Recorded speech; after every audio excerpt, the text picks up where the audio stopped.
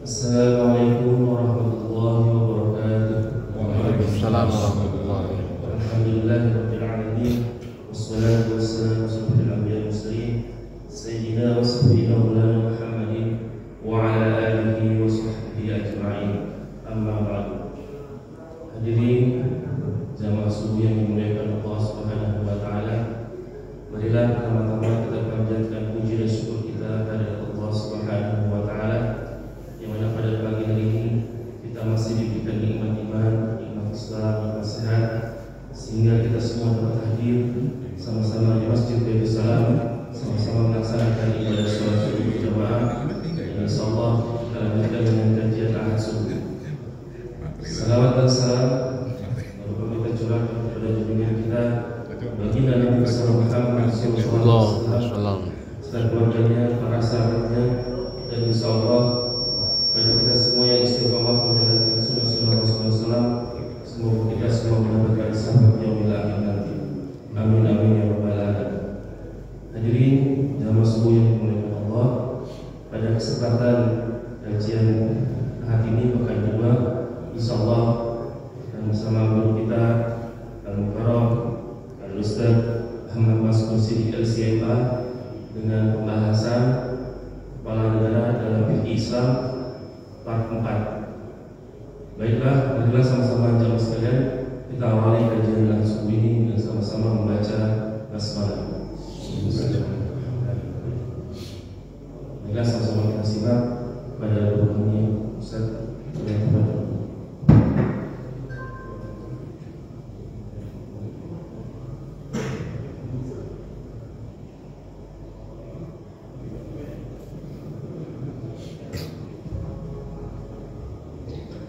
Bismillahirrahmanirrahim. Assalamualaikum warahmatullahi wabarakatuh. Waalaikumsalam warahmatullahi wabarakatuh. Alhamdulillahirabbil alamin. Alhamdulillahilladzi anzala 'ala 'abdihi al-kitaba wa lam yaj'al lahu 'iwaja. Asyhadu an la ilaha illallah wahdahu la syarika lah wa asyhadu anna Muhammadan 'abduhu wa rasuluh. Allahumma salli wa sallim wa barik ala sayyidina Muhammad wa ala alihi wa ashabihi wa man tabi'ahum bi ihsanin ila yaumil qiyamah. Amma ba'd. Rabbi shrah li sadri wa yassir li amri wa hlul 'uqdatam min lisani yafqahu qawli. Rabbana zidna 'ilma warzuqna. Subhanaka la 'ilma lana illa ma 'allamtana innaka antal 'alimul hakim. Allahumma faqihna fid-din wa 'allimna at-ta'wil.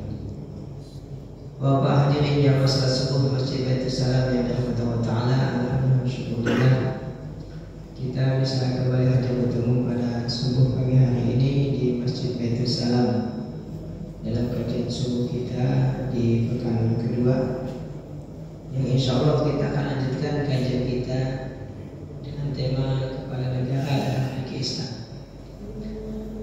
Sebelum kita memulai kajian kita baca surah Al-Fatihah, surah pembuka, sebagai wasilah kita untuk mengharap kepada Allah Ta'ala agar Allah membukakan hati kita sehingga kita lebih mudah lagi menerima hidayah Allah Subhanahu wa Ta'ala. Ala hadzal niyyah wa ala kulli niyyatin salihah wa hadratin Nabi. Al-Fatihah. A'udzu billahi minasyaitonir rajim. Bismillahirrahmanirrahim. Alhamdulillahirabbil alamin arrahmanir rahim maliki yaumiddin. Iyyaka na'budu wa iyyaka nasta'in. Ihdinas siratal mustaqim. Shiratal ladzina an'amta 'alaihim ghairil maghdubi 'alaihim waladdallin. Bismillahirrahmanirrahim. Potret kepala negara dalam Islam dapat kita ketahui pertama melalui nama-nama atau simbol-simbol yang pernah ada sepanjang sejarah, dimulai dari khalifah, kemudian Amirul Mukminin, kemudian al-imam, kemudian as-sultan. Dan secara formal dalam dunia fikih kepala negara disebut dengan hakim. Kalau hakim dalam bahasa saya disebut qadhi. Ya, itu bedanya. Kalau hakim dalam bahasa Indonesia bahasa Arabnya qadhi.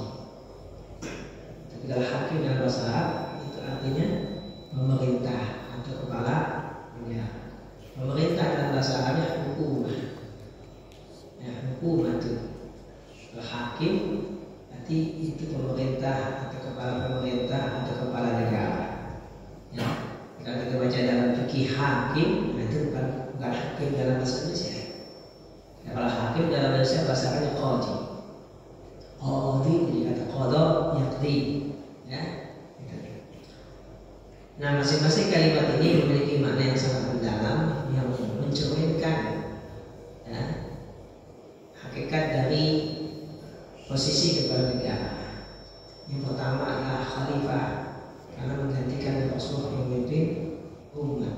Itu artinya ya, pemimpin umat, kepala negara itu dalam menjalankan tugasnya harus mengikuti cara Rasulullah dalam memimpin umat, cara Rasulullah dalam menjalankan tugas sebagai kepala negara, kepala pemerintahan. Yang kedua adalah Amirul Mukminin. Ya, yang pertama kali mendapat julukan adalah Umar bin Khattab.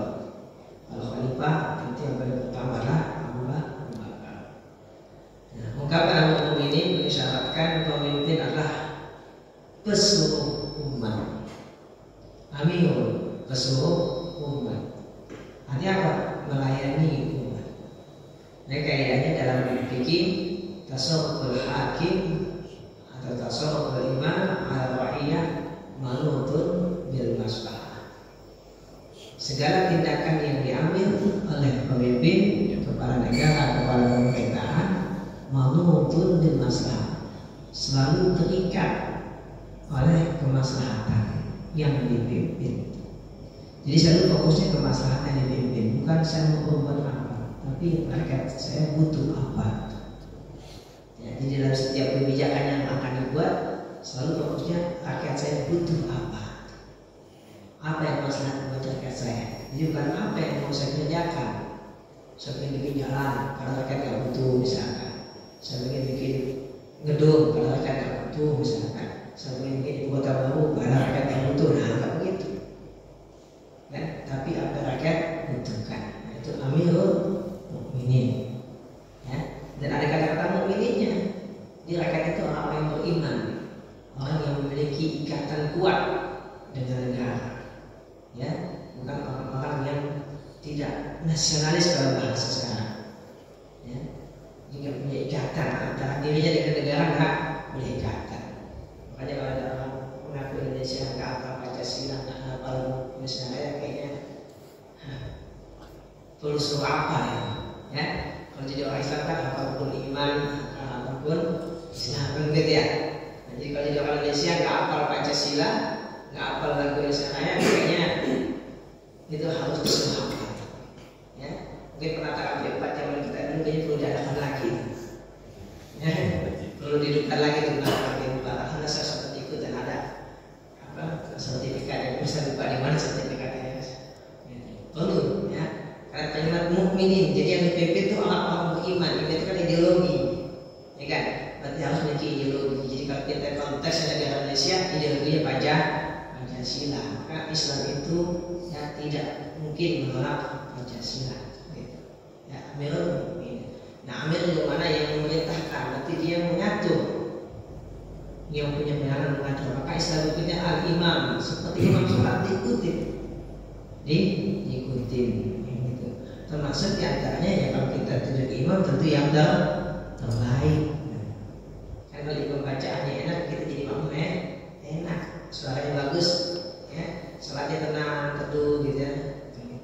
Ya, kalau imamnya hafalannya lupa mulu, bikin kita lagi baca Fatihahnya, imam baca surat lupa, pasti kita terganggu tuh baca Fatihahnya. Ya kan, gitu kan? Pasti terganggu baca Fatihah, terganggu. Yang lagi baca Fatihah, imam baca surat lupa gitu kan, pasti terganggu tuh. Nah, begini juga aktivitas kita sehari-hari nih. Ya kalau pemimpin kita bermasalah, pasti kita terganggu.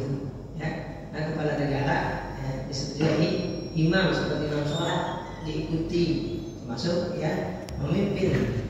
Karena sholat adalah miniatur berjamaah, miniatur bermasyarakat, miniatur bernegara. Ya. Kemudian yang terakhir adalah sultan, penguasa. Ya, penguasa. Ini artinya kepala negara memang memiliki kekuasaan. Ya, dimana juga kita sebagai rakyat harus taat. Dan kekuasaan ini Allah yang berikan. Allah yang berikan. Itu apa? Yang aku sebutkan atiullaha wa atiur rasulah wa ulil amri. Jadi kekuasaan ini Allah yang berikan. Gitu. Ya, seperti itu. Oke. Nah, kemudian terakhir adalah istilah fikih hakim. Berarti yang membuat keputusan. Jadi kerjaan di kepala negara itu cuma bikin keputusan, bikin-bikinnya bukan masuk borok-borok, enggak bagus. Ya, ya walaupun sekali itu kerja bakti bagus ya. Seperti Rasul kan ikut bikin pamit ya, bagus. Tapi bukan itu kerjaannya, bukan. Nah itu potret kepala negara dari sisi namanya. Nah sekarang potret kepala negara dari sisi substansinya, hakikatnya. Dari mana kita tahu? Dari kriteria syarat-syarat. Nah, kemarin kita bahas kenapa harus ada syarat. Nah, filosofinya syarat itu dibuat ya untuk menghindari, untuk menjamin seorang itu dapat untuk menjamin seorang dapat menjalankan tugasnya secara baik. Ya, misalkan kita ingin ada supir, kan kita pastikan tuh supirnya punya SIM. Ini kan supirnya benar sudah pengalaman dalam menyupir. Kalau baru belajar kemarin terus kita suruh nyupir, nggak tenang kan jadi penumpang. Baru pengalaman 2 hari 3 hari, nah, pasti kita nggak tenang. Tapi supirnya udah pengalaman. Ya kan kita kalau naik mobil, supirnya udah profesional, biarkan jadi ngebut kita tenang. Kenapa? Karena dia pasti tahu kapan kencang, kapan pelan, gitu. Ya kan? Kapan mendahului pun dia ngerti. Walaupun itu kita tenang. Di lagi di atas lagi itu kita tenang. Kenapa? Karena itu supir profesional. Dia tahu ini mobil bisa dibawa kencang apa enggak? Tahu juga, ngerti dia.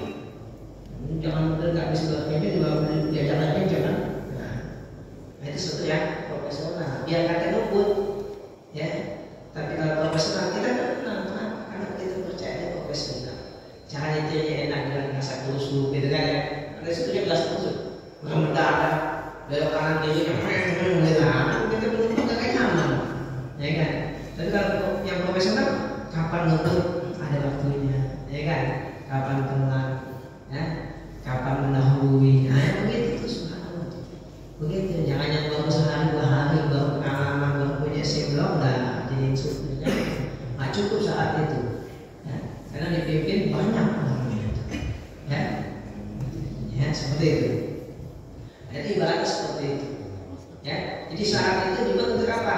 Untuk menjamin bahwasanya kepala negara, kepala pemerintah dapat menjalankan tugasnya dengan baik sebagaimana yang ditentukan oleh undang-undang atau konstitusi. Gitu. Kalau konteksnya begini berarti berdasarkan Al-Quran dan hadis. Ya. Yang kedua syarat itu untuk apa? Untuk menjamin kepala negara, kepala pemerintah itu tidak menyalahgunakan kewenangannya. Ya, karena kan orang bilang power tends to corrupt. Kekuasaan itu akan cenderung membuat orang korupsi. Gitu ya. Korupsi.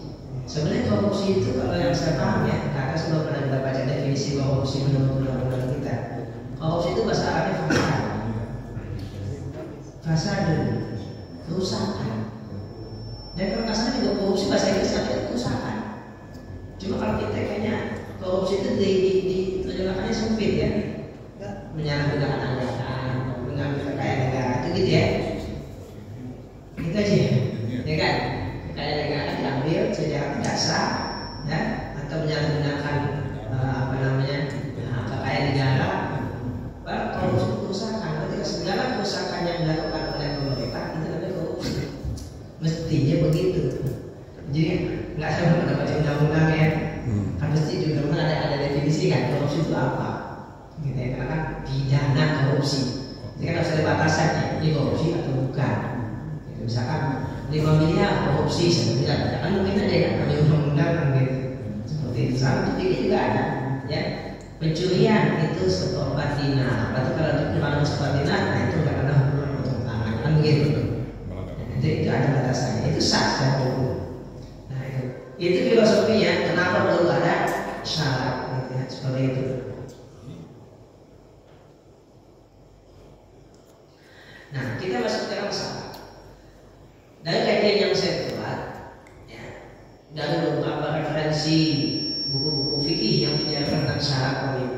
kepala negara, itu saya simpulkan semua syarat ini dikategorikan di 3 kategori. Karena ulama beda-beda, ada yang menyebut 10, ada yang menyebut 12, ada yang menyebut 5 dan seterusnya, macam-macam. Tapi semua itu saya kategorikan di 3 kategori. Yang pertama disebut wilayah, yang kedua kafaah, yang kedua dakmul aghlabiyah. Kalau kita Indonesia kan wilayah ya, itulah kewenangan. Ya, kewenangan. Ya. Secara hukum orang ini sah untuk memikul kewenangan, sah untuk diberikan kewenangan, gitu. Karena ada orang yang gak sah diberikan kewenangan, misalkan dicabut hak politiknya, kan itu ada penting lagi dia dicabut hak, berarti dia gak sah diberikan kewenangan. Ya, berarti orang ini sah untuk diberikan kewenangan. Yang kedua adalah kafaah, kompetensi. Kompetensi. Yang ketiga dakmul aghlabiyah, dukungan mayoritas. Itu 3. Ya. Yang pertama ya disebut dengan wilayah. Kenapa saya pertimbangkan wilayah itu kewenangan? Karena definisinya di sini disebutkan ya dalam kitab Inayah, Syarah Hidayah, Bahra'iq dan yang lainnya. Ya, al-wilayah hiya tanfizul qawli 'ala ghairi sya'a am aba. Kalimat wilayah itu bentuk masdar dari kata wali. Kalau wali itu udah jadi bahasa Indonesia ya, wali murid, wali kelas, wali kota, wali santri kan gitu. Apa sih arti wali? Saya belum lihat di dalam wali ya. Saya wali itu apa? Dalam bahasa Arab wali itu yang memiliki kewenangan. Itu singkatnya. Yang memiliki kewenangan itu disebut wali. Seluas apa? Dia tergantung wali sebagai apa? Di wali murid, ya, yang terkait dengan anak yang menjadi murid gitu. Ya, wali kelas, ya kewenangannya di kelas dan seterusnya. Wali kota, ya kewenangannya di kota. Itu wali artinya yang memiliki kewenangan. Maka definisi wilayah tanfizul qawli 'ala ghairi sya'a am aba. Tanfiz ada apa? Eksekusi. Qaul sebuah perkataan. Arti sebuah perkataan wajib dieksekusi. Jadi kalau saya ngomong kepada orang yang berada di bawah wilayah saya, di bawah saya, misalkan di rumah, saya kepala rumah tangga. Berarti orang-orang yang berada di bawah wilayah saya, bukan wilayah saya, wilayah bahasa Arab ya, yang berada di wilayah di bawah kewenangan saya, dia wajib melaksanakan apa yang saya katakan. Sya'a am aba, dia mau ataupun tidak wajib. Contohnya wali nikah. Seorang yang secara hukum sah menjadi wali nikah, maka perkataannya menjadikan pernikahan itu sah dan dieksekusi hukumnya. Wali nikah, apa yang dia katakan? Saya nikahkan kamu dengan putri saya yang bernama. Berarti kan itu perkataan tuh.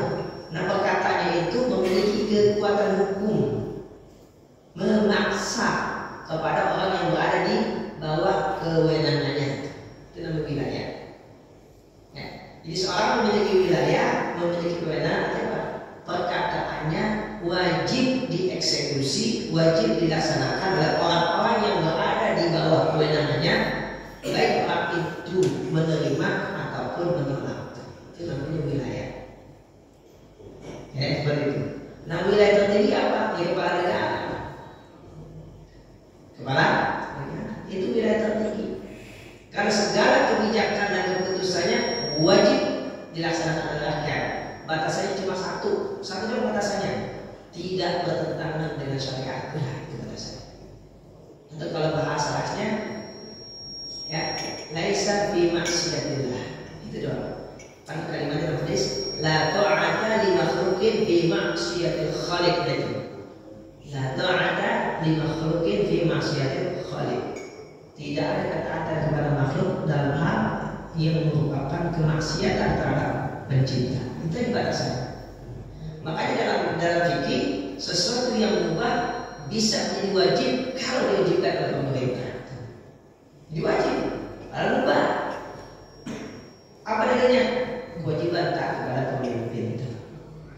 Padahal hukum asalnya mubah, tapi kalau pemerintah wajibkan jadi wajib. Maka dalam tafsir Qurtubi ketika bahas tentang wakil amr minkum disebut disebutkan kalau pemerintah melarang seorang ulama berfatwa, dia nggak boleh berfatwa. Tapi tadi pemimpin punya batasan. Itu apa? Apapun kebijakan, keputusan yang dibuat selalu berfokus kepada kemaslahatan rakyat, bukan kepada kemaslahatan dirinya atau kelompoknya. Itu poinnya. Ya, makanya di antara contoh babnya, pemerintah ketika mengangkat seorang imam di sebuah masjid, maka dia harus mengangkat imam yang terbaik buat makmum, nggak sembarangan. Diseleksi imamnya. Pertama, secara fikih dia paham semua terkait dengan sholat dan sholat berjamaah. Yang kedua, secara bacaannya benar secara tata dan hukum tajwidnya. Yang ketiga, paling banyak hafalannya. Saya begitu. Jadi afqah dan amqah. Afqah paling ngerti fikih tentang sholat minimal. Tahu seluruh. Makanya memang kalau ini saya baru punya pikiran nih. Jadi kalau mengangkat imam di tes dulu nih. Fikih tentang sholat dan tentang sholat jamaah. Nah, gitu. Fikih tentang sholat dan tentang sholat jamaah. Yang kedua baru baca Qurannya.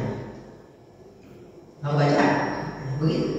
Nah, pemimpin, kepala negara, pemerintah mengangkat imam itu begitu cara. Jadi tak sembarangan juga. Jadi seimbang. Ya, kita sebagai rakyat wajib taat seperti kita taat sama ya. Imam rukuk kita rukuk, imam sujud kita sujud, dan tidak boleh mendahului. Ya kan?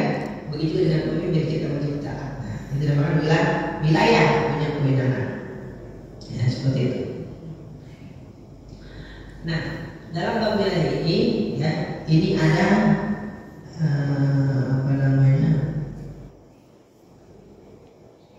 beberapa syarat ya. Yang pertama syarat Islam, kedua balik, ketiga berakal, dan kelima laki-laki. Oke, Islam, balik, berakal, dan laki-laki. Oh, sama lagi merdeka.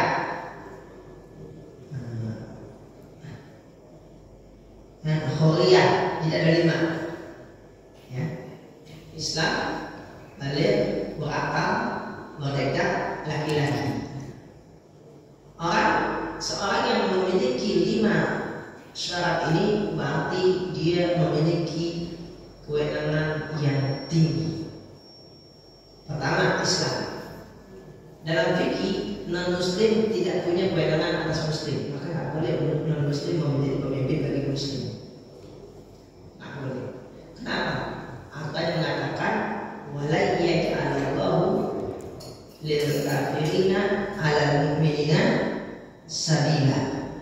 Wala yaj'alallahu lil kafirina 'alal mu'minina sabila. Ini surat An-Nisa ayat 141. Allah tidak menjadikan untuk orang kafir jalan atas untuk orang mukmin. Jadi Allah tidak mengizinkan, Allah tidak menjadikan orang kafir menguasai orang mukmin. Nah, ini ayat ini yang saya yakin menjadi alasan kenapa ulama-ulama kita mengajak para santrinya untuk melawan penjajah, karena mereka kafir. Dan kenapa orang-orang muslim yang masuk ke Indonesia tidak ingin menjajah? Karena mereka tahu menjajah itu tidak boleh. Kan tidak ada kan muslim yang masuk ke Indonesia itu menjajah, tidak ada. Ya, mereka datang dengan baik-baik, ya, berdagang, berinteraksi, ya, karena muamalahnya bagus, karena akhlaknya bagus, diterima, kan begitu ya? Fakta sejarah kan banyak dengan orang-orang kafir yang datang menjajah, menguasai, berlomba kekayaan, menindas, kan begitu. Ya, kan begitu faktanya. Nah, makanya kita harus lepas dari mereka, kita berjihad untuk melawan mereka. Seperti yang sekarang dilakukan oleh saudara kita Palestina. Begitu. Jadi nggak pernah ada sejarahnya negara Islam menjajah negara Islam. Ada nggak sih? Ya, nggak ada ya. Mana negara Islam menjajah negara Islam? Pernah ada Irak menganeksasi Kuwait. Ya, tapi saya nggak tahu detailnya apa ceritanya kan. Seperti itu. Oke, baik. Ya kan, menguasai negara Timur Tengah itu lebih tepatnya begini. Khilafah Utsmaniyah, ya, seperti yang pernah saya sebutkan masalah. Jadi umat Islam itu nggak ada yang berani membuat khilafah. Yang ada sultan semua. kesultanan, apa sebetulnya kesultanan. Di Arab ada sampai sekarang ada kesultanan Oman. Sultan kalau Oman tuh Oman ya, Oman itu di ujung Jazirah Arab ya, di insulanya itu, ya itu mereka menyebutnya Sultanat Oman. Jadi kesultanan mereka semua berada di bawah khilafah Utsmaniyah. Jadi bukan menjajah. Karena yang Rasul contohkan, ini yang pernah saya baca dalam sebuah kitab As-Siyasah Al-Kharijiyah fi Ahdi Rasul. Politik luar negeri Nabi. Itu apa? Nabi ketika mengutus sahabat, ya, keluar negeri dalam bahasa kita, mendatangi negara-negara kecil, itu tujuannya bukan untuk menguasai, enggak sama sekali. Tujuannya apa? Untuk menyampaikan Islam. Untuk menyampaikan Islam. Kalau mereka menerima, maka nggak perlu ada peperangan. Masuk dengan damai. Rajanya, kepala sukunya masuk Islam, nggak diambil alih kedudukannya. Nggak diambil alih, sama sekali nggak diambil alih. Tetap. Ya, jadi kepala negaranya, kepala sukunya, kepala tetap. Ada sahabat yang dikirim itu untuk mengajarkan Islam. Nah, karena mengajarkan Islam, tentu ada yang masuk Islam. Berarti kan harus ada yang menerapkan hukum Islam minimal dalam amanah, yaitu qadi. Maka disebut juga qadi. Nah, pemerintah yang ada mengalihkan, contohnya nih, negara-negara yang masuk Islam itu Jazirah Arab. Nah, negara Mesir itu pemerintahnya nggak masuk Islam, tapi rakyatnya dibebaskan masuk Islam. Ya, maka yang diutus untuk apa? Untuk mengajarkan agama. Baru setelah mereka mayoritas Muslim, barulah ya yang menjadi pemimpin umat Islam. Begitu sejarahnya. Kemudian bukti berikutnya kalau pemerintah pusat negara Islam itu tidak ingin menguasai, itu dalam pemerintah Islam namanya desentralisasi. Bukan sentralisasi, desentralisasi. Kekayaan negara masing-masing itu nggak di bawah pusat. Masing-masing untuk makmurkan negara masing-masing. Zakatnya pun untuk di situ. Makanya kalimatnya dalam hadis, ya, zakat itu tukhadu min agniyaihim wa turaddu fi fuqaraihim. Itu teks hadisnya. Zakat itu tukhad diambil min agniyaihim dari orang kaya mereka, wa turaddu dan dikembalikan fi di fuqaraihim, orang miskin mereka juga. Jadi nggak sentralisasi. Begitu ya? Kenapa? Itu begini.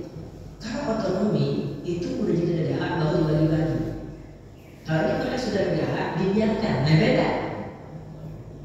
Itu beda. Itu beda di situ kan?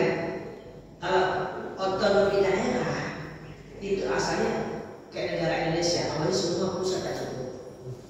Ya kan? Gubernur presiden yang menunjuk. Begitu ya? Begitu. Baru ada kewenangan lebih luas, diberikan kewenangan lebih luas. Kalau Islamnya dari awalnya dibiarkan mereka sebagai negara kecil. Cuma disatukan pada satu pemimpin. Ini disebut dengan khalifah. Jadi bukan penjajah. Kalau konsep sekarang kayak federasi gitu. Federasi lebih mirip federasi. Makanya dalam sebuah tulisan merealisasikan khilafah di zaman sekarang konteksnya, yaitu memang lebih mirip federasi. Jadi umat Islam tetap negara-negara ya, dengan pemimpinnya, tapi mereka bersatu di bawah khilafah. Nah itulah yang disebut khilafah Utsmaniyah. Ya, dari kita kan ketika khilafah Utsmaniyah kan sudah ada kerajaan, ya kan? Di Maluku, di Aceh, di Palembang, di Jawa Barat ada kan? Kan ada persejarah itu, ada komunikasi kan antara kesultanan kan, bahkan katanya termasuk di Yogyakarta, ya kan rajanya kan, Mataram, ada komunikasi dengan khalifah di apa namanya Utsmaniyah. Nah, jadi begitu, jadi bukan menjaga, nggak apa-apa menjaga seperti itu. Jadi nggak pernah ada cerita kekayaan dari satu negara di bawah pusat, enggak. Itu kalau yang benar, jangan cerita yang salah juga. Ya. Yang salah juga ada, ya namanya manusia kan kadang pemimpin dengan Yang salah ada juga memang ada. Ya, jadi dia membekali diri dengan memungut pajak, ada juga yang salah, tapi itu yang salah. Yang salah itu gaji ukur ya, seperti itu. Yang itu mana? Yang benar. Oke, kita lanjut ya. Islam. Nah, kalau kita terjemahkan dalam konteks negara Indonesia yang memang secara resmi bukan negara Islam, ya, tapi negara Muslim, negara berapa ideologi Pancasila, walaupun kalau nggak salah, entah saya membaca undang-undang kan negara berasaskan ketuhanan bersatu. Iya, negara berasaskan ketuhanan yang Maha Esa. Kalau kita mau jujur secara ilmiah, kan yang Tuhan Esa cuma Islam doang, betul nggak? Ya kan? Yang Tuhan Esa kan cuma Islam doang kan? Agama mana dapat Tuhan Esa? Kagak. Agama mana Tuhan tidak Esa?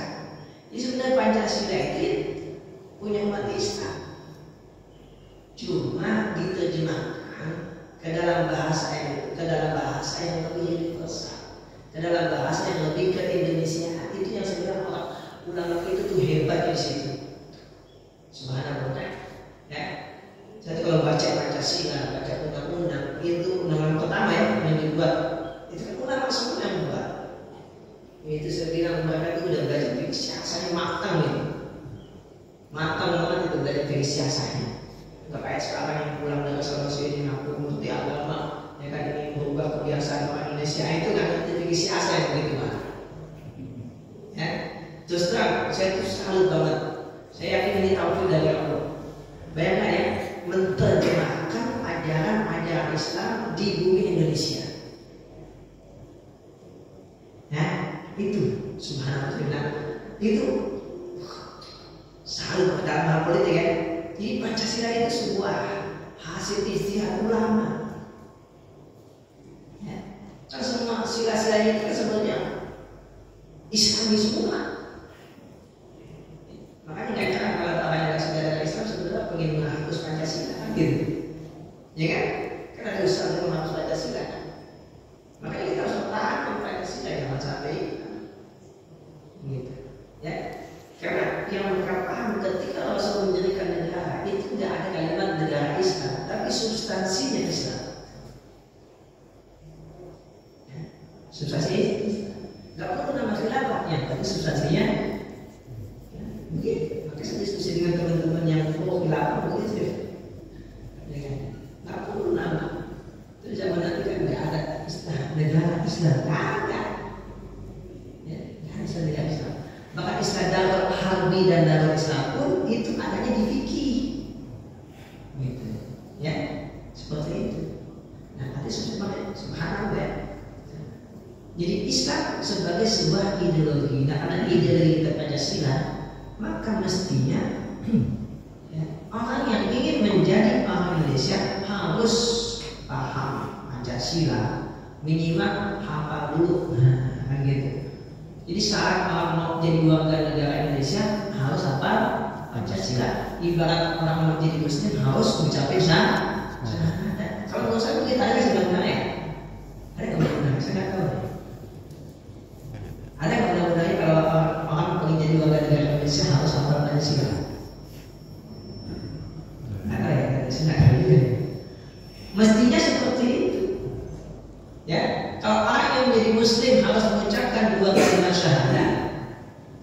Orang yang menjadi warga negara Indonesia harus hafal Pancasila. Kenapa? Karena itu ideologi bangsa Indonesia.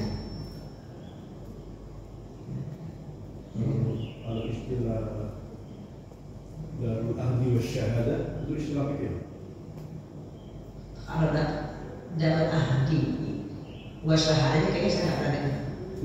Kalau wasyahadanya saya nggak pernah dengar. Tapi kalau Darul Ahdinya ini, tapi yang ada adalah Darul Islam dan Darul Harb. Ada juga Darul Ahdi. Tapi wasyahadah saya nggak pernah dengar. Kalau Darul Ahdi ada. Ya. Itu sering dipakai itu oleh kalangan sekarang, kalangan NU sama Muhammadiyah. Bahwa Indonesia itu sebagai Darul Ahdi wa Syahadah. Kalau mengkaji beberapa tulisan-tulisan tentang politik? Mungkin tapi saya belum baca, sehingga mungkin itu istilah hasil istihad ulama Indonesia. Ya, hasil saja sebagai istihad ya, penama seperti itu. Ya, artinya kita bangsa Indonesia sepakat mendirikan sebuah negara namanya Indonesia. Kan begitu ya? Sepakat mendirikan sebuah negara namanya Indonesia. Ya, yang dasarnya adalah Pancasila. Bagus, itu yang namanya sebenarnya ahlul tadi. Kita sepakat. Ya, karena Nabi juga mencontohkan, Nabi ketika menjadikan negara di Madinah, itu kan banyak negaranya bukan Muslim doang. Ada Yahudi, ada Nasrani, begitu. Jadi nggak masalah, nggak masalah. Maka syarat Islam ini kalau kita terjemahkan sekarang itu tadi ideologi. Nah, pemimpin kepala negara itu harus berideologi negara tersebut. Kan nggak mungkin negara Uni Soviet misalkan, Uni Soviet ya, Rusia, negara Rusia misalkan ideologinya komunis, kan nggak mungkin presidennya ideologinya kalau bukan komunis. Ya maka kita nggak perlu berharap presiden Rusia dan kalangan umat Islam. Ya, nggak perlu berharap presiden Rusia orang Islam, gitu. Ya, presiden Amerika orang Islam, nggak perlu. Kenapa? Itu ideologi mereka. Karena mereka mayoritas Muslim, sah-sah kenapa? Lalu nanti pikirnya gimana orang Islam tapi tinggal di negara Muslim. Nah itu bakal pikirnya nanti ya, gitu. Ya, pada pikirnya. Orang Islam tapi tinggal di negara non Muslim. Nah itu gimana pikirnya? Nah itu ada pikir siasatnya.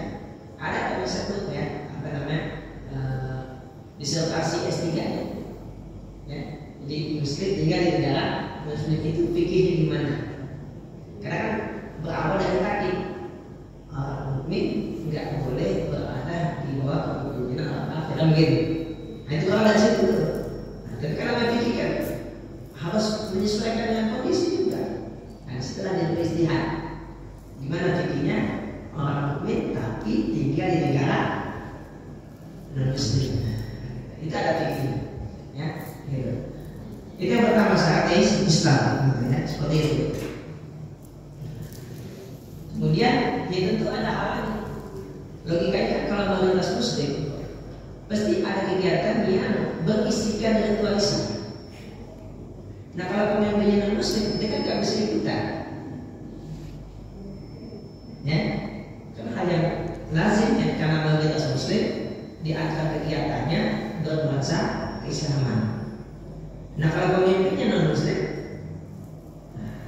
agak repot kan? Ketika sholat, pasti kan tidak hadir. Nah yang bagus apa? Ya, kepala negaranya jadi imam. Nah itu kepala negaranya jadi khotib. Nah itu cakep itu. Karena sebenarnya latar belakang disyariatkannya sholat Jumat itu sebagai wadah pemimpin untuk menyampaikan pesan. Itu latar belakang disyariatkannya sholat Jumat. Sementara sholat Jumat kita ya makanya nggak banyak pertemuan apa? Karena hanya sekedar menggugurkan kewajiban. Ya kan? Makanya kalau pemimpin mulai dari presiden sampai kepala daerah kalau bisa jadi imam suaranya bagus, bisa jadi khotib, nah itu lebih baik lagi. Kenapa? Karena di situ kesempatan dia menyampaikan pesan-pesan kita Allah tadi. Ya kan? Jadi pemimpin bukan hanya mengajak rakyatnya itu sejahtera, tapi mengajak rakyat itu takut kepada Tuhan. Mana hebohnya sholat Jumat. Makanya kalau bisa kita punya presiden yang bisa jadi imam sholat, bisa jadi khotib sekalian, nah, cakep begitu.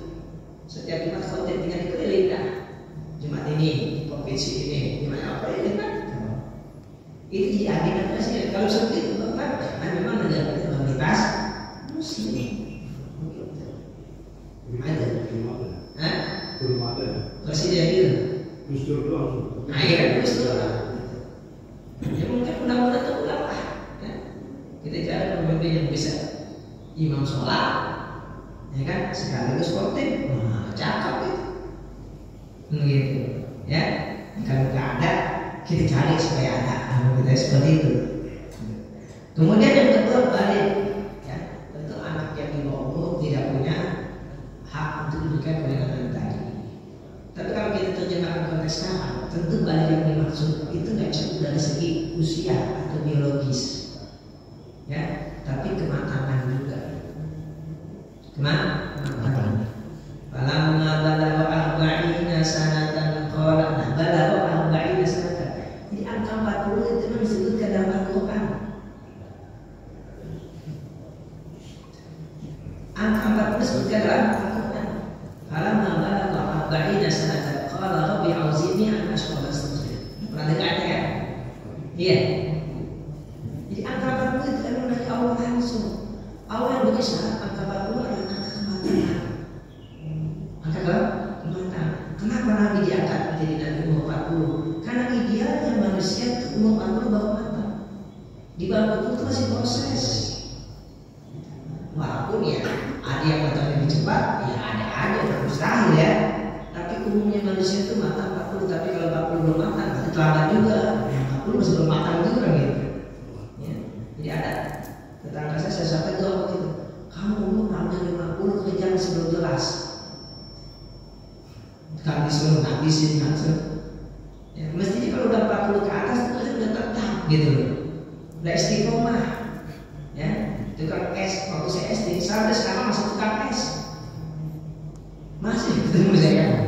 Tapi anak udah pada dikasih rumah. Walaupun tukang es tetap bisa jadi anak.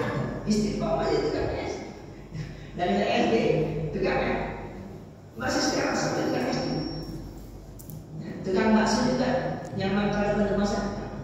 Udah puluhan tahun itu tukang bakso, istiqomah itu tukang bakso, tetap bisa jadi anaknya sampai nikah sampai itu. Kan gitu, ya. Saya punya barang waktu umum security, sampai sekarang security. Kenapa? Naik jabatannya, istiqomah jadi security. Katakan orang istiqomah jangan lupa. Yang gitu ya. Jadi kalau udah 40, memang 40 itu diisyaratkan sebagai angka kematangan. Ya, gitu. Itu kalau kita terjemahkan kata balik. Ya, dalam konteks sekarang gitu. Dan kemudian yang ketiga akal. Ya, tentu orang yang tidak berakal tidak mungkin kita kasih kewenangan. Nah, tentu akal yang dimaksud bukan sekedar berakal, tapi mampu berpikir rasional. Ya, berpikir rasional. Jangan pemimpin itu berpikir rasional. Ya, kita jangan khawatir. Ya. Negara kita bisa dimasukkan karena di sana tuh ada misalkan hanya seperti irasional, jangan, nggak boleh pemimpin berpikir nggak boleh irasional. Contoh sederhana, Nabi walaupun Nabi nggak pernah mengajak umatnya berpikir irasional. Contohnya, ayo kita pulang, jangan takut, nggak usah apa-apa, mereka bantuin, nggak begitu. Ada nggak begitu? Nggak ada jalan. Kata Nabi, ayo siapin kudanya, siapin senjatanya. Ayo kita ke mana? Kan begitu kan? Ya kan begitu kan? Dan Al-Quran diperintahkan wa'idul lahum mastata'tum min quwwah. Persiapkan kuat. Berpikir rasional, walaupun nanti belakangan baru Allah turunkan mereka ya. Kan begitu. Ya kan? Nah kalau Nabi berpikir rasional, kenapa Nabi babak belur pas tahun? Luka kan? Parah pas tahun. Dan gak pernah ada sejarahnya sahabat itu bisa jalan dengan saya. Ada nggak? Ada. Ada nggak dalam sejarah sebutkan sahabat bisa terbang? Nah. Ya, jadi pemimpin jangan berpikir irasional, harus rasional. Ya, walaupun tetap bergantung kepada Allah, nanti Allah yang menyempurnakan. Begitu. Ya kan? Seperti itu. Kemudian ad-dukurah, laki-laki. Mungkin yang sekarang yang protes ya kan? Dalam fikih pemimpin itu harus laki-laki. Jabatan tertinggi di negara harus laki-laki. Itu dalam fikih. Kenapa harus laki-laki? Karena perempuan walaupun bisa memiliki kewenangan, tapi kewenangannya terbatas. Beda dengan laki-laki, kewenangannya sempurna. Contohnya, ya, di rumah yang menjadi wali laki-laki. Ketika nikah yang menjadi wali laki-laki. Ya, dalam pidana perempuan tidak bisa jadi saksi, laki-laki bisa. Nah, yang secara praktek sehari-hari, kalau pemimpinnya perempuan, karena kita katakan, karena kita komunitas mayoritas Muslim, pasti diatur kegiatannya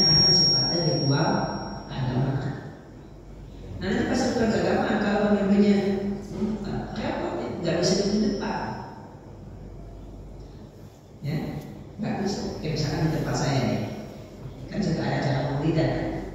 Itu kalau Pak Lurahnya perempuan nggak bisa diundang. Duduk di mana? Menurut pada kalau Pak Lurahnya perempuan, kan gitu bingung undang ada undang. Nah Pak Lurahnya perempuan buat duduk di mana? Bisa duduk laki-laki. Jadi kalau Pak Lurahnya laki-laki, duduk di Pak sini suruh kasih kesempatan buat sambutan. Kan begitu. Sekarang itu ada pemimpin perempuan. Nah ini kita bicara fikih ya. Oke, kan sudah jadi. Itu alasannya kenapa? Kenapa laki-laki? Jadi Kami jaga keuangan wanita. kalau itu nanti konteksnya lain tentunya. Kalau saya lebih cenderung itu konteksnya konteks dalam rumah tangga. Konteksnya, walaupun teksnya umum, tapi konteksnya rumah tangga. Karena ayat itu tentang rumah tangga. Ya, ada yang bicara tentang kewajiban laki-laki mengurus rumah tangga. Kewajiban laki-laki mengurus perempuan. Konteksnya seperti itu. Walaupun zaman Umar bin Khattab pernah ada seorang perempuan itu dikasih jabatan sebagai namanya wali Hisbah yang ditugaskan untuk mengawasi pasar. Ya, jika ada nakal, jual itu perempuan. Sampai pasar. Iya. Saya pernah lihat video, tapi dalam apa ya? Jadi emang ada ibu-ibu itu kerjanya setiap Jumat itu datangnya tempat rumah nongkrongnya dari mata. Pernah kalian? Saya pernah lihat itu. Kayaknya di Aceh ya. Di Aceh. Ya. Jadi perempuan, tapi kayaknya bukan nggak pakai seragam polisi. Kalau Aceh pakai seragam. Emang ada seragamnya, ada. Ya kan, yang pakai mobil keliling itu, ya kan, nggak saudara kayaknya, dia nggak formal, nggak pakai seragam, nggak pakai cukup ya, pasti nggak pakai seragam. Itu orang laki dihubung-hubungin loh. Benar saya nonton di YouTube tuh. Ya kan? Atau bukan berarti perempuan nggak bisa, karena Allah yang mengatakan al-mu'minuna wal-mu'minatu ba'du awliyahu ba'din. Kan gitu ya? Mukmin laki, mukmin perempuan sama-sama saling menjadi wali kan gitu. Tapi lanjutin, ya itu nabil ma'rufi wa yanhauna 'anil munkar. Dalam hal nahi munkar.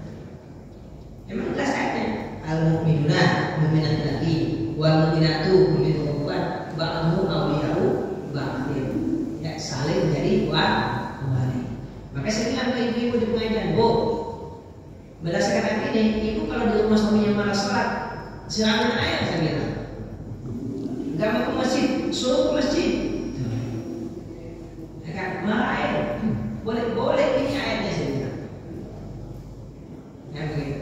Nah itu konteksnya, ya bukan sebagai kepala negara, gitu kan seperti itu. Ya. Nah, kemudian yang terakhir al-hurriyah, kemerdekaan. Kalau konteks fikih klasik, memang dahulu masih ada namanya budak. Ya, nah budak itu tak boleh jadi pemimpin. Kenapa? Karena dia sendiri di bawah kewenangan tuannya. Nah, pernah entah di abad keberapa di Mesir itu, Mamalik berkuasa. Mamalik zaman Mamluk, jadi mantan budak. Ya, Mamluk. Jadi Mamalik berkuasa, tapi itu kekuasaan mereka kan hasil kudeta. Ya, ada sejarah Mamalik di akhir Mamalik, zaman di mana negara Mesir, rakyat Mesir dipimpin oleh mantan budak. Mamalik, tapi itu hasil kudeta. Jadi bukan karena dipilih, ya, oleh rakyat bukan, tapi hasil kudeta. Nah, hasil kudeta nanti babnya lain-lain. Ya. Nah itulah kemerdekaan. Kalau kita terjemahkan ke kekinian, ya, berarti seorang itu harus merdeka, nggak boleh didikte, nggak boleh jadi petugas partai. Karena ini pemimpin semua, bukan pemimpin partai.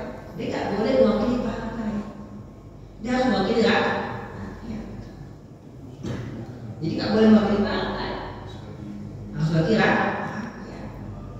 Cukuplah partai merasa bangga dan bersyukur kadernya dipercaya. Udah itu aja.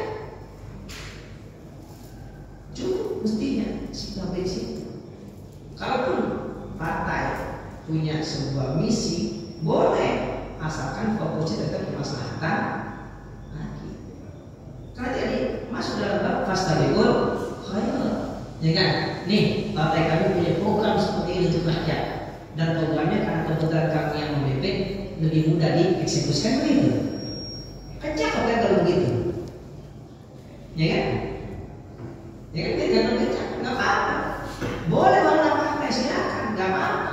Tapi tetap fokusnya kemaslahatan rakyat, bukan kemaslahatan partai. Ya, jadi kesempatan. Nih kesempatan nih, karena negara yang memimpin adalah dari kita. Berarti kalau kita punya sebuah visi, sebuah ide, lebih mudah dieksekusikan begitu. Ya kan? Kayak saya misalkan punya teman-teman, ya ada yang di Kemenang, di posisi-posisi. Nah kan gampang saya kalau punya ide. Ngobrol aja langsung, saya sampaikan langsung, ya kan? Kayak misalkan Ketua Dewan Fatwa MUI, ya Profesor Dr. Asroruni, saya punya akses langsung ke beliau, karena punya nomor kontaknya dan kebetulan kita satu rancangan. Nah maksudnya ide, enak langsung, kan begitu. Jadi itu manfaatnya seperti itu, tapi tetap untuk masyarakat, bukan kemaslahatan. Jadi bersumbernya di situ.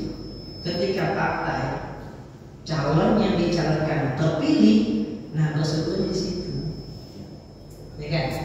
Nah, berarti kita punya kader dipercaya oleh mayoritas. Terbukti kita terpilih, kan begitu kan? Nah ini kesempatan buat kita berkarya, ya kan? Semakin kita banyak berkarya, masyarakat semakin dipercaya, semakin dipercaya, Pak, semakin besar, kan gitu kan? Mestinya begitu pola pikirnya. Jangan pola pikir berkuasa. Nah, kalau berkuasa ngomong partai kita jadi pejabat, masukinlah pemasukan buat partai. Nah kan gitu. Jangan begitu. Ada kayak negara dikorupsi buat partai. Kan kejadiannya begitu kan? Kan gitu jadinya kan? Banyak. Ya orang berebut bikin partai buat menguasai negara, bukan buat mengabdi kepada negara. Jadi sah-sah aja partai nggak apa-apa, tapi tadi, nah tinggal bapak lihat dah mana partai yang seperti itu polanya. Nah, ya kalau partai yang polanya seperti ini, ya mencalonkan kadernya yang terbaik, nah kemudian dipercaya oleh masyarakat lalu terpilih, dia terus berkarya melalui partainya. Ya kan? Nah yang begini yang benar partai, yang nggak begini jangan dipilih partai. Ya, indikatornya apa? Paling gampang indikatornya partai yang paling banyak korupsi jangan dipilih. Udah gitu aja. Gampang carinya itu. Ya kan? Mana partai yang paling banyak korupsi? Karena kan kemungkinan besar itu pejabat baik eksekutif ataupun legislatif yang korupsi, kan kemungkinan besar buat partai. Kira-kira betul nggak? Ya kan? Berdasarkan partai kan, yang penting jangan dipilih. Jadi pemimpin itu harus punya independensi, punya kemerdekaan, jadi didikte oleh partai. Cari pemimpin yang seperti itu, jangan yang petugas partai. Huriyah, kemerdekaan, dia bebas membuat kebijakan. Itu cara pemimpin yang seperti itu. Ya, ini kita baru bahas wilayah. Kita insya Allah akan bahas apa? Kompetensi. Ya, ini kan bulan November, saya bulan Desember ada yang terakhir tentang kompetensi. Ya, jadi kesimpulannya pemimpin adalah orang yang memang pantas untuk diberikan kewenangan yang disebut dengan wilayah. Ya, nah kalau konteks Islam berarti harus Muslim. Kita walaupun undang-undang kita tidak menyebutkan syarat Muslim, tapi karena kita mayoritas Muslim, wajar kalau kita mencalonkan Muslim. Ya, kalau kita pakai bahasa demokrasi pun tepat kan? Karena kita mayoritas Islam, wajar kan? Kalau kita pilih Muslim. Ya. Dan undang-undang pun enggak melarang seperti itu. Ya, nah, kemudian ya, balik, waktu udah matang. Ya jangan matang dikambing juga kagak enak matang dikambing. Ya, matang dibaksa, diambil saja tuh. Kalau nangka sampai matang lebih cepat dia apa itu? Karena ya. Jadi apa sih namanya? Kabin gitu ya. Ya kan? Di matangnya lebih cepat dari waktunya. Apapun jatuh kan gak enak. Tetap lebih enak apapun, ya kan? Durian kalau jatuh udah matang itu kan lebih enak. Gitu ya. Dia akan matang secara alami, jangan dipaksakan matang sebelum waktunya. Ya. Tapi kalau emang dia cepat matangnya, ya boleh juga apa-apa. Kayak Imam Syafi'i umur 17 tahun jadi khalifah, jadi mufti, ya kan? Nah, nggak apa-apa karena memang udah kan ada orang yang usianya muda tapi udah dewasa. Berpikir kan ada begitu, ya kan? Ada yang gitu kan? Dari segi umur muda tapi udah kayak orang tua, nah gitu kan? Udah kayak orang tua. Nah, ya kalau memang ada begitu kan? Ya, seperti itu. Matang di pohon ya, jangan matang di bawah di pohon gitu ya. Dipaksain matang, ya. Kemudian berakal, tentunya mesti dengan berakal, kecerdasan, rasional, berpikirnya, ya kan? Jangan irasional, ya kan? Adapun laki-laki, ini karena konteks fikih tadi ya, karena dalam apa namanya ritual ibadah, itu perempuan tidak bisa berada di depan, ya. Makanya dibutuhkan pemimpin laki-laki. Selain itu, ya, kalau saya ikuti kajiannya Dr. Aida, yang temanya selalu mulai sadar kalau besar. Laki-laki itu tidak sama dengan perempuan. Jadi kalau kajian dia itu kesimpulan itu, dia membuktikan caranya perempuan tidak sama dengan laki-laki. Itu kesimpulan. Ya, laki-laki begini, perempuan begini. Laki-laki begini, perempuan begini. Laki-laki begini, perempuan begini. Itu pasti temanya begitu. Silakan ikutin kajiannya. Pasti gitu. Ya, jadi menunjukkan laki-laki itu begini, perempuan itu begini. Ya, seperti itu. Jadi emang Allah ciptakan makhluk dua, laki dan perempuan. Pasti ada perbedaannya. Ya, nggak mungkin sama secara mutlak. Kalau sama buat apa Allah ciptakan dua? Ya, dan masing-masing sesuai dengan kompetensinya yang ada. Ya, kalau yang saya pernah baca salah satunya, kalau laki-laki itu pandangannya jauh, perempuan pandangannya lebar. Kan gitu katanya. Ya, betul ya, yang pernah baca. Ya, perempuan itu pandangannya lebar, laki pandangannya jauh. Jadi kalau di kendaraan, perempuan itu kanan kiri lebih cermat dibanding laki-laki. Saya bawa mobil udah sering nyenggol banyak, tapi saya nggak pernah nyenggol. Ya, kalau mobil beberapa kali penyok kiri kanan gitu ya. Karena orang laki pasti gitu. Kalau perempuan pasti kan samping, makanya nggak pernah nyenggol loh. Karena oh itu berarti karena kalau sekarang supir busnya banyak perempuan, nah gitu, ya kan? Karena jalan busnya kan pas-pasan kan? Kan gitu kan, busnya nggak bisa ikut-ikut, tapi untuk sampai dengan selamat kan gitu ya. Kan sebelum busnya banyak perempuan, tapi nah mungkin karena itu ya perempuan itu lebih hati-hati gitu. Artinya sebenarnya laki dan perempuan itu berbeda. Dan terakhir alhamdulillah, ya, itu kemerdekaan. Berarti pemimpin harus merdeka, ya, harus independen, nggak didikte, ya.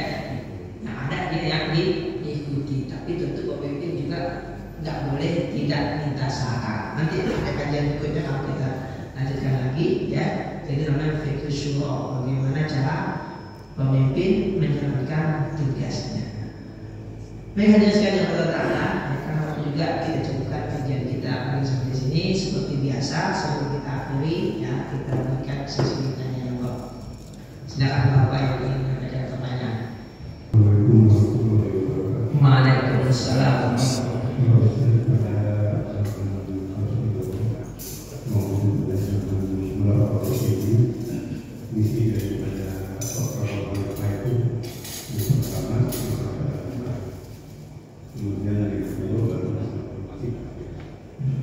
Kemudian ada masa-masa setelah Bapak sendiri, yaitu pada masa dinasti Umayyah dan dinasti Abbasiyah. Ini berlaku yang dikeluarkan yang pertama politik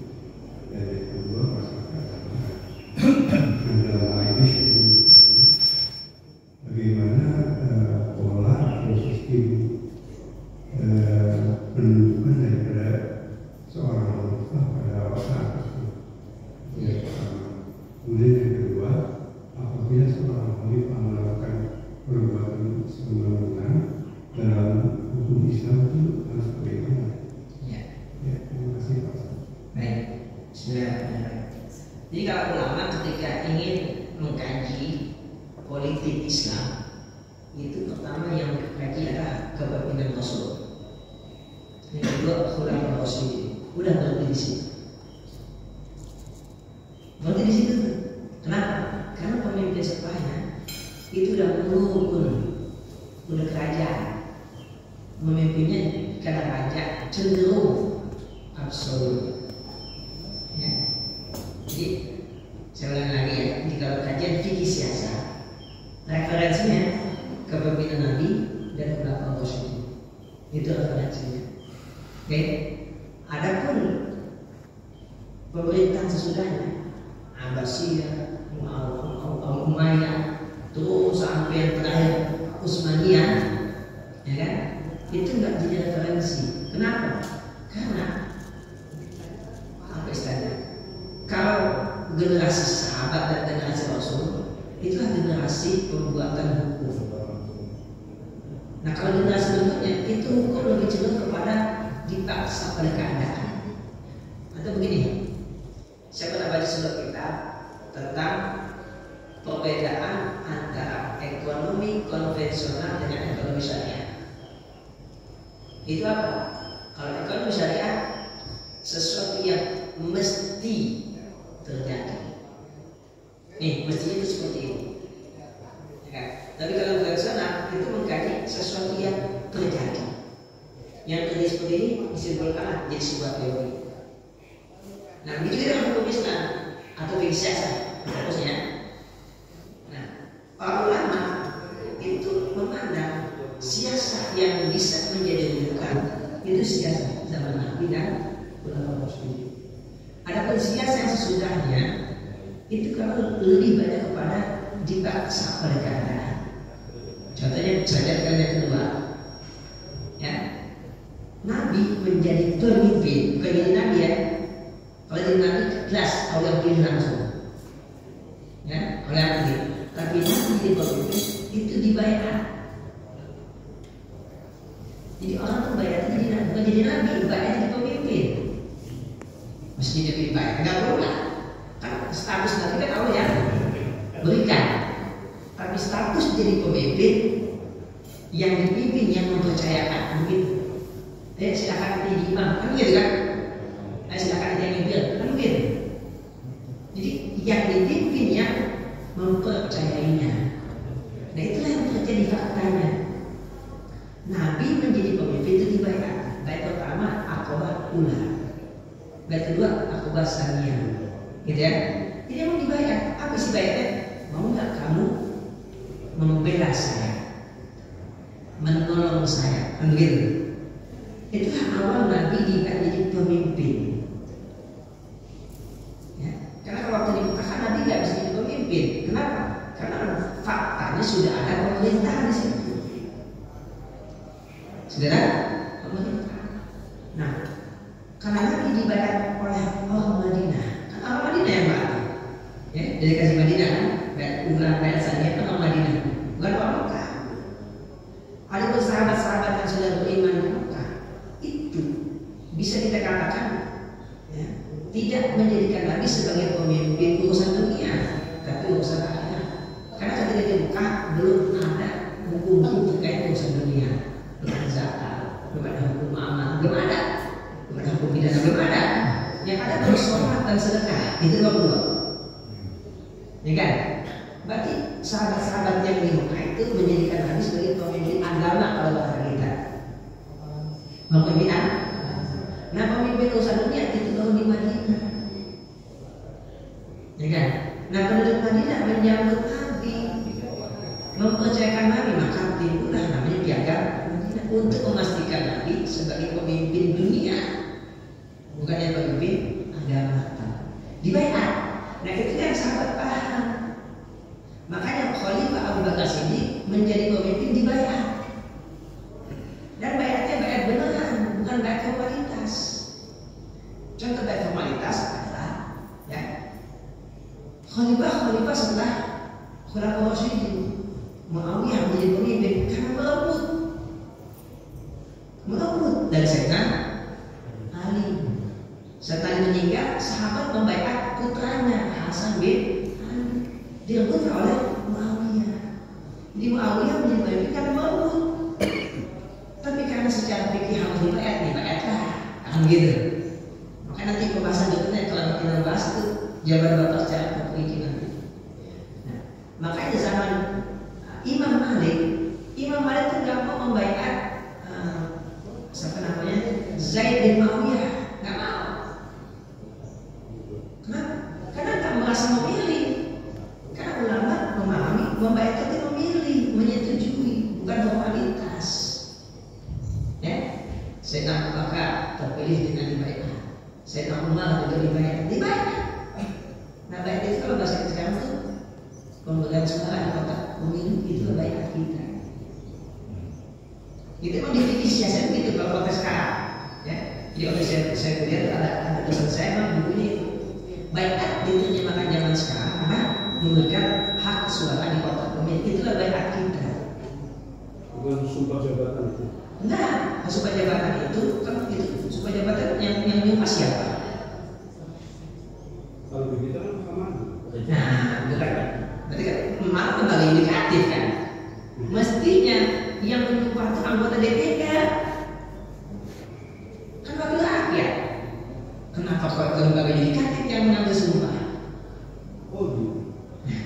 Kan misalnya DPR kan yang mewakili rakyat. Atau MPR lah yang lebih tinggi ya. Mestinya kalau membaiatnya itu mewakili rakyat, ya MPR mestinya yang membaiat.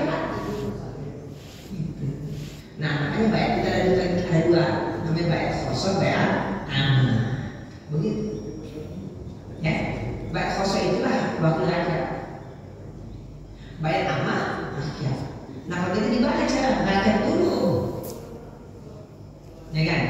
Nah, kalau zaman sahabat wakil rakyat itu pembesar sahabat, baru kemudian sahabat secara umum begitu. Ya, wakil rakyat dulu pembesar sahabat membaiat khalifah Abu Bakar, Umar, Utsman, Ali dibaiat oleh wakil perwakilan dari sahabat pembesar. Baru besoknya baiat amanah. Nah, kalau kita terbalik, rakyat dulu baru wakil. Makanya kalau menurut saya, kalau memang sumpah jabatan itu dianggap baiat, mestinya MPR yang melakukan. Mestinya kalau kata saya. Karena ini kalau sudut pandang Islam ya, kalau itu sudut pandang kita negara lain ceritanya gitu. Ini kan namanya kan perbandingan antara disiplin ilmu, ya, perbandingan antara disiplin ilmu ya. Gitu. Artinya, ya saya bicara tentu ya karena kapasitas saya sebagai hukum Islam, seperti ini saya nyampaikannya. Artinya dari sudut pandang fikih, mestinya kalau memang sumpah jabatan itu adalah baiat, mestinya membaiat itu MPR, bukan mahkamah ya. Mahkamah Agung membaiat. Termasuk cuma yang memimpin itu MPR, tapi memimpin itu sumpah jabatan itu. Yang memimpin sidangnya. Iya, itu ketua MPR. Yang memimpin sidang juga MPR. Mestinya langsung aja MPR ini yang, tapi saya juga kita menugaskan begitu. Ya kan? Artinya kewenangan tetap punya MPR, ya kan? Kewenangan tetap punya MPR, ya kan? Tapi menugaskan ketua Mahkamah Agung, kan gitu kan? Itu berarti dosa teknis namanya. Ya kan? Kalau masalah punya apa? Ya MPR yang punya kewenangan. Ya saja kalau seperti itu. Ya, secara sudut hukum MPR yang punya kewenangan untuk mengambil sumpah jabatan. Secara teknis diwakili oleh ketua Mahkamah Agung. Ya saja. Karena secara hukum Islam kan begitu. Apapun yang bisa kita lakukan sendiri boleh kita lakukan kepada orang lain. Itu kan kaidahnya begitu. Majazal ikhtiar binafsihi jaza inabatu. Sesuatu yang boleh kita kerjakan sendiri boleh kita lakukan kepada orang lain. Berarti secara hukum yang punya kewenangan mengambil sumpah jabatan MPR sebagai wakil rakyat. Kan secara teknis menugaskan ketua Mahkamah. Ya, jadi saya ulangi lagi, ya. Jadi dimulai dari pemilihan Nabi sebagai pemimpin dunia ya, bukan sebagai Nabi. Sebagai Nabi nggak dibayar, emang sudah Allah yang pilih, ya kan? Istofa namanya kan, Allah memilih. Nah, tapi sebagai pemimpin dunia itu dibayar. Makanya itu yang sahabat paham. Seorang nggak bisa menobatkan diri jadi pemimpin, nggak bisa. Jadi pemimpin, ayo ikutin saya, nggak bisa. Di antara darinya lagi nih, kita kuntum salah satu fa'al amdakum ahad. Kalau kita bertiga, tunjuk salah satu jadi ahad. Yang tunjuk siapa? Yang tiga. Ya, seperti itu. Jadi tetap dipilih oleh rakyat atau wakil. Itu yang terjadi sampai Khalifah Sayyidina Ali. Ya kan? Di akhir zaman dari Sayyidina Hasan. Itu cuma sebentar beberapa bulan. Nah setelah itu udah semua mulukun. Kenapa muluk? Karena perpindahannya dengan warisan. Bahkan perpindahannya dari dinasti Umayyah ke Abbasiyah pun kudeta. Kan begitu kan? Ya, makanya dari ditunjukkan kebetulan. Ya, begitu. Ya, jadi nanti jadi ada namanya khilafah apa istilahnya? Nanti ada khilafah Nuriyah, itu apa namanya? Sanhuri itu nulis dalam fikih khilafah. Itu ada khilafah darurat. Ya, khilafah tapi kondisi darurat. Jadi ulama mensahkan pemimpin yang memimpin karena kudeta. Nanti itu ada babnya lagi nanti. Nah setelah kajian kita bahas lebih dalam lagi insyaallah. Ya, jadi dijawab seperti itu ya. Jadi kalau dari Nabi sampai Rasul semuanya dipilih dan dibayar atas ridho orang yang dipimpin. Begitu. Kalau pemimpin tidak aman. Ada dalam kitab fikih, dalam kitab As-Siyasah Asy-Syar'iyyah, apa dalam kitab Ahkam Sultaniyah Mawardi itu disebutkan. Kalau ada pemimpin yang sudah menyimpang, maka memang boleh diberhentikan. Ada di Ahkam Sultaniyah. Namanya azlun. Ya, azlun itu diberhentikan dari jabatannya. Ada azlun. Siapa punya kewenangan? Dalam Ahkam Sultaniyah disebutkan yang disebut dengan ahlul hilli wal aqdi. Coba dari istilahnya ya, ahlul hilli wal aqdi. Aqdun artinya akad, hilli artinya berubahkan. Jadi ahlul hilli itu waktu rakyat, ya itu dalam fikih siasat punya kewenangan menurunkan khalifah dari jabatannya. Walaupun secara praktek nggak bisa terjadi gitu ya. Kenapa? Ya, secara teori ya begitu, secara praktek memang nggak terjadi. Kenapa? Karena pemimpin zaman itu terlalu kuat untuk diturunkan oleh ahlul hilli. Ya, sudah melakukan sini. Agak ada yang diturun apa? Yang bagus semua, ya kan gitu kan? Nah, tadi kan pemimpin sudah itu kan banyak yang layak tuh. Kenapa nggak turunin? Ya, agak banyak kekuatan untuk menurunkan, kan gitu kan? Kalau diturunkan malah bikin chaos. Nah, maksudnya lebih besar. Nah, itu legislasi. Tapi secara hukum bisa diberhentikan dari jabatan, ya.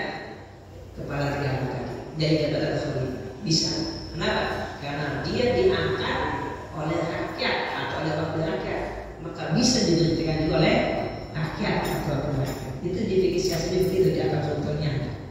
Ini yang menurut saya ketua Wakil rakyat. Bahasa fikihnya ahlul hilli wal aqdi. Nah itu bahasa fikihnya di kitab akal contohnya terada. Mungkin kalau Bapak Bosin itu istilah ahlul hilli wal aqdi. Ya, dari namanya jelas ahlul hilli yang membuatkan. Hilli kan melepas ikatan. Akdun artinya mengikat. Ya jadi kerjaannya ngangkat pemimpin, menurunin pemimpin. Nah gitu. Gitu ya. Ada. Ya, walaupun secara prakteknya memang tidak terjadi karena dari alasan. Ada itu yang menurut. Muawiyah terus Abbasiyah ada itu case-case kayak gitu. Diturunkan? Nggak ada. Nggak ada diturunkan. Yang ada kudeta. Kudeta kita beritanya kan. Karena itu kan politik dinasti. Iya betul, politik dinasti. Makanya ulama itu nggak menerima politik dinasti kecuali karena terpaksa gitu. Jadi menerimanya karena terpaksa. Lidorullah namanya. Ya, nanti ada kajiannya lagi nanti saya sampaikan lebih detail lagi. Ya, jadi memilih apa? Menerimanya karena terpaksa. Cuma di zaman keemasan Islam itu kan terjadi pada era Abbasiyah, Harun al-Rasyid. Iya. Dan itu kan sejarawan mencatat itu. Kalau nggak diakui sebagai salah satu bangsa Islam, gitu. Diakui. Tapi kan ada beberapa pemimpin yang bagus. Contohnya Harun al-Rasyid, Umar bin Abdul Aziz. Kan Umar bin Aziz itu kan tetap dia memimpin karena warisan. Walaupun karena warisan, tapi kan ulama kenal kapasitasnya dan ya bobotnya. Maka ulama setuju. Kan ceritanya begitu. Jadi ulama itu di masjid habis sholat ngangkat mendukung Umar bin Abbas untuk jadi khalifah. Mendukung. Umar nggak mau sampai diangkat ya, suruh diri depan mimbar ngomong itu. Dia nggak mau. Cuma kan secara silsilah memang dia yang harus jadi pemimpin dalam keluarga itu. Memang dia harus jadi pemimpin. Dia nggak mau. Cuma kan ulama lihat ini bagus memang karena Umar semua dari kecil agamanya juga bagus. Mungkin ini keberkahan karena ada silsilah itu keturunan Umar bin Khattab. Karena ada silsilah keturunan dari pihak ibunya. Ibunya Umar bin Aziz itu cucu dari ya Abdullah bin Umar kalau masalah. Abdullah bin Umar ya, Abu Ubaidillah. Kita kalau ada Ubaidillah ya salah satunya kalau ada Abu Ubaidillah. Ya, itu berkahnya dari situ titisannya. Nah, ulama itu bagus. Makanya ketika dia terpilih, ulama mendukung. Dia nggak mau, dipaksain. Sampai dia digendong, suruh dia di mimbar ngomong. Begitu kan? Dia nggak mau. Dia mau kasih saudaranya. Ya kan? Ada keturunan. Ada. Bukan Umayyah bukan keturunan dari Utsman bin Affan. Nah begini, kalau keturunan yang formal itu kan garis laki-laki. Jadi garis perempuan. Dari ibunya Umar bin Abbas, dari ibunya Umar bin Aziz itu silsilahnya ke kalau nggak Abu Ubaidillah itu Ubaidillah kalau masalah. Ubaidillah itu bin Umar. Itu silsilah itu dari garis ibunya. Kalau silsilah formal kan dari laki-laki garisnya kan, ada garis dari ibu. Begitu. Ya, dari garis ibu jadinya. Makanya jadi nggak begitu dikenal itu tahunnya ya keturunan Abbasiyah kan seperti itu. Ya, tapi garis dari garis itu. Nah, mungkin itu dari garis keberkahannya jadi seorang Umar bin Abbas. Tapi kan nggak ada lagi saya itu. Ya nggak ada kan satu doang lagi lagi. Ya makanya saya sebutkan Khalifah Rasyid yang kelima gitu. Khalifah Rasyid yang kelima gitu. Ya kenapa? Beda. Tapi Harun al-Rasyid tidak disebut Khalifah kelima. Karena walaupun ya negara Islam itu maju, tapi cara pemimpinannya tetap lebih bagus Umar bin Abdul Aziz. Begitu. Ya seperti itu. Dan itulah ya Allah menyayangi umat ini tetap ada pemimpin yang bagus nah gitu. Ya kan? Dan sekian banyak yang nggak bagus ada yang bagus. Jadi itu keturunan silsilahnya dari Utsman bin Affan kan Muawiyah kan ada Nasib kerabat. Iya. Itu ada irisan keturunan dengan Umar bin Khattab ya. Sehingga Umar bin Abdul Aziz naik itu. Kan Umar bin Abdul Aziz itu di Umayyah. Betul. Itu kan garis bapaknya. Garis bapak. Ya, makanya meskipun dari ibunya iya. itu ada irisan keturunan iya. antara Utsman sama Umar bin Khattab. Iya. Begitu. Jadi keturunan. Dan apa namanya Muawiyah dengan Utsman itu kan masih kerabat. Iya, mereka itu keluarga. Iya. Maka Ya. Ya. Jadi mungkin itu berkah keturunan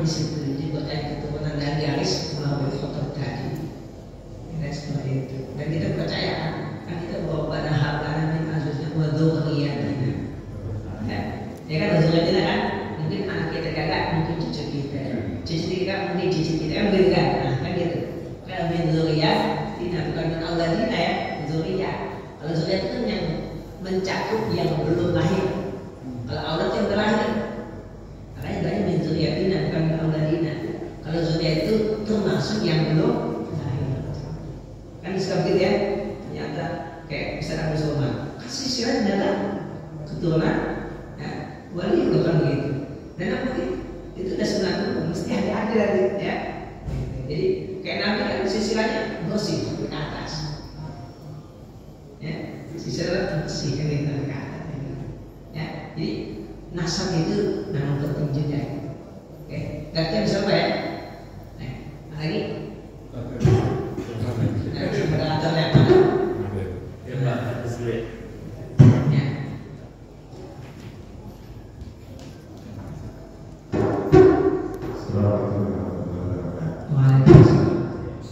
Tadi disebutkan syarat jadi pemimpin ya, kepala negara yang perempuan gitu. Iya. Nah, zaman Rasul perempuan itu kan derajatnya. Perempuan itu kan dulu dibunuh, ya kan? Iya. Karena laki-laki yang lebih terhormat.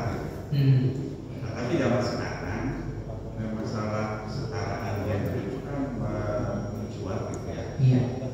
Jadi sepertinya diwajibkan gitu kalau ada suatu kegiatan yang di masyarakat itu keikutsertaan keterlibatan perempuan itu menjadi prasyarat. Iya. Pertanyaan saya ini menurut perspektif Islam itu seperti apa ya? Baik. Dalam konteks sekarang ini. Iya. Terima kasih. Assalamualaikum warahmatullahi wabarakatuh. Waalaikumsalam. Sebelum saya memikirkan, saya jawab secara fikih dulu. Dalam fikih Islam itu perempuan tidak sepenuhnya dinafikan, tidak sepenuhnya dinafikan kepada enggak. Maka nggak perlu sama sekali enggak. Karena di zaman Nabi pun perempuan ada perannya, ada ikut perang, ya kan, sebagai ngurusin akomodasi, ya kan, logistik ada, ikut ada. Bahkan ada wanita yang sampai karena kali langka ya, langka gitu, sampai menunggang-nunggang menggantikan anak-anak yang sudah mati senang gitu. Ya, karena saya baca cuma namanya, ya, anak udah habis turun semua suaminya aku, dia yang bangkit, ya kan, naik kudanya, bawa pedang gitu. Tapi itu kan jarang. Kalau jarang betul yang dia dalam hukum. Namun kata yang kita simpulkan, peran wanita itu bukan berarti disebutkan, enggak sama sekali. Secara fikih, ulama ada yang membolehkan perempuan menjadi hakim. Contohnya Hanafi membolehkan perempuan menjadi hakim, tapi terbatas dalam masalah perdata, begitu. Ya kan, boleh dalam sabar. Kalau di umum mengatakan tidak boleh sama sekali. Ya, tapi Hanafi membolehkan perempuan jadi hakim. Yang tetap paling jadi hakim, tapi masalah perdata. Masalah pidana nggak boleh. Berarti kalau masalah pidana ulama sepakat perempuan tidak jadi hakim. Termasuk kepala negara, saya belum pernah menemukan ada mengatakan boleh. Artinya bukan sama sekali nggak boleh boleh. Makanya pada saat fikih siasat fikih dakwahnya Dr. Sokonowi, perempuan boleh jadi anggota DPR, boleh, gitu ya. Sebenarnya ruangan dikit doang kok yang perempuan nggak boleh masuk, banyak yang bolehnya, gitu ya. Dikit doang ya, contohnya kepala negara, sama hakim masalah pidana, masalah perdata boleh, masalah Hanafi, gitu ya. Jadi bukan sama sekali perempuan nggak boleh. Terus kalau wilayah atau kewenangan yang sifatnya kecil-kecil masih boleh. Contohnya wilayah hisbah. Hisbah itu yang amal dan muka itu masih boleh. Ini gubernur, bupati, wali kota kita. Iya, betul. Kan seperti itu ya. Tapi jabatan-jabatan yang kewenangannya terbatas itu masih boleh. Ya. Misalkan kita kerja mesti ada perempuan, masih boleh apa? Karena banyak terbatas gitu. Jangan nanti, wah mesti perempuan jadi kerja, boleh apa? Ya, jadi Banyak bolehnya bukannya itu kesimpulannya. Itu kalau misalnya pencerahan perempuan, boleh nggak ini ada laki-laki? Nah, jemaahnya begini ya. audiensnya.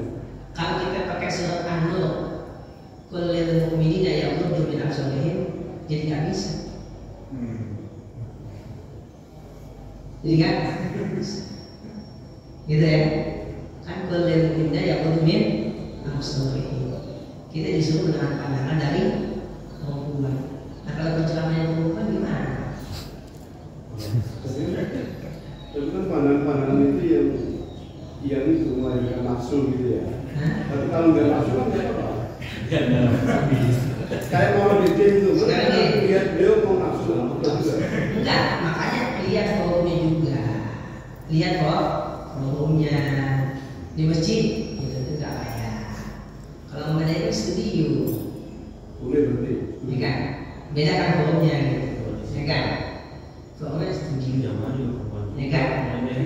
Jamaahnya pun mau keluar, cuma kan ada kita itu gitu doang. Ya kan? Makanya saya agak sedikit kurang setuju. Ada masjid, cuma nggak bisa sebutin masjid ini. Itu kalau bulan Ramadan, pengisi kajian Ramadan terawih itu ada perempuan. Saya kaget juga tuh pas lihat listnya. Ada perempuan pengisi ceramah terawihnya. Cuma secara teknis dipisahkan limbahnya. Jadi dia bikin slopnya begini.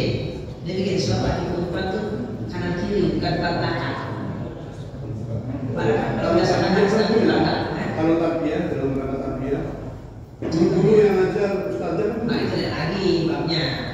Itu kan rata-rata kan mulutnya lebih kecil, yang muda. Rata-rata kan begitu. Beda.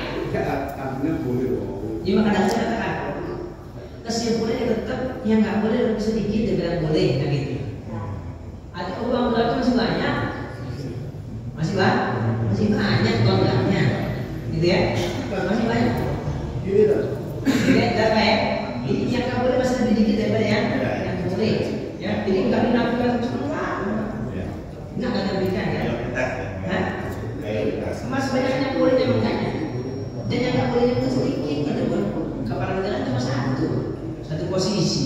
Kepala daerah juga satu. Masih banyak kan ya? Katakanlah kepala suku dinasnya kan gitu, ya kan? Ya kan? Masih boleh. Gitu ya? Bukan berubah tadi. Iya, betul. Artinya kan berarti profesinya kerajaan adalah suatu pemikiran yang tepat. Yang ini seperti proses tadi. Karena kalau kerajaan turun kan dari garis keturunan apa? Jadi seperti menobatkan gitu kan, bukan dipilih apa dari rakyat tadi. Nah sementara kan di Arab Saudi kan itu sama-sama itu kerajaan. Ya. Nah itu sejak kapan apa artinya itu dari kalau bahasa saya mungkin paham kerajaan apa? Baik. Sebenarnya jawaban masalahnya itu ingin jadi kajian yang berikutnya sudah persiapkan. Saya persiapkan kajian setelah ini. Karena setelah kita tahu syaratnya, sekarang bagaimana pengangkatannya kan gitu. Ya kan? Ini syaratnya. Nah berikutnya itu bagaimana pengangkatannya. Yang saya akan pilih gimana? Ya. Ketika Islam memberikan syarat, ya, itu sebenarnya tujuannya membebas tugaskan orang-orang yang tidak memenuhi syarat. Kenapa Islam mensyaratkan dalam pidana harus berukhuwah? Itu bukan diskriminasi, justru membebas tugaskan kaum wanita dari beban pidana. Kalau kita pola pikir seperti itu, ketika kita gak dipilih, kita tenang, tidak apa, nggak ada tugas, kan gitu. Karena kan kita pola pikirnya salah. Ketika dipilih kecewa, mau dipercaya. Padahal Al-Quran sudah menyebutkan inna aradna amanati ala samawati wal ardh. Kewajiban ya ulama. Inna aradna amanati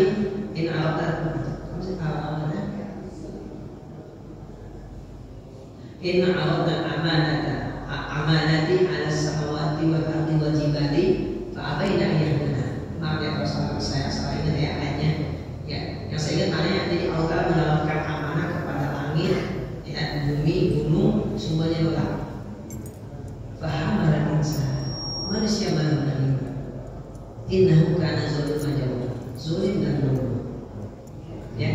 ketika kita tidak terpilih, itu sebenarnya kita enak, dibebas tugaskan. Cuma kan orang kadang mikirnya, ini hak saya loh buat mencalonkan. Jadi bahasanya hak, bukan? Ya kan? Ini hak konstitusi saya untuk mencalonkan. Ini seakan-akan kayak kue, bukutan kue. Kalau orang yang paham kan kagak, ya udah kamu aja kalau begitu kan? Kan gitu. Jadi perempuan ketika tidak diangkat jadi pemimpin itu justru untuk meringankan bebannya, bukan diskriminasi.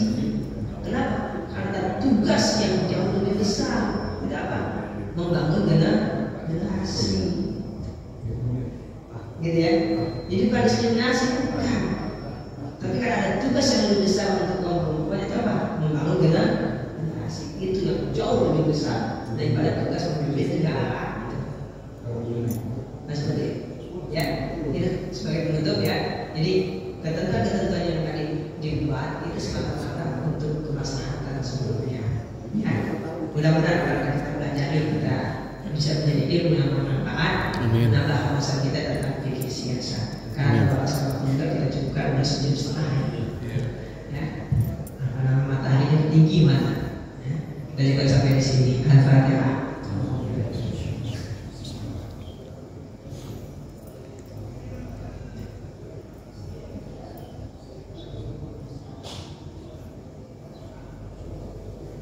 Astagfirullahaladzim, astagfirullahaladzim, astagfirullahaladzim. Bismillahirrahmanirrahim. Alhamdulillahirrahmanirrahim. Allahumma shalli ala sayyidina Muhammad wa ala sayyidina Muhammad. Allahumma anfa'na bima 'allamtana wa 'allimna ma yanfa'una wa rzuqna 'ilman tanfa'una. Rabbana atina fid dunya hasanah wa fil akhirati hasanah wa qina adzabannar. Wa sallallahu ala sayyidina Muhammadin wa ala alihi wa sahbihi wasallam. Alhamdulillahirabbil alamin. Subhanaka wa bihamdika asyhadu an la ilaha illa anta astaghfiruka wa atubu ilaik. Assalamualaikum warahmatullahi wabarakatuh. Waalaikumsalam.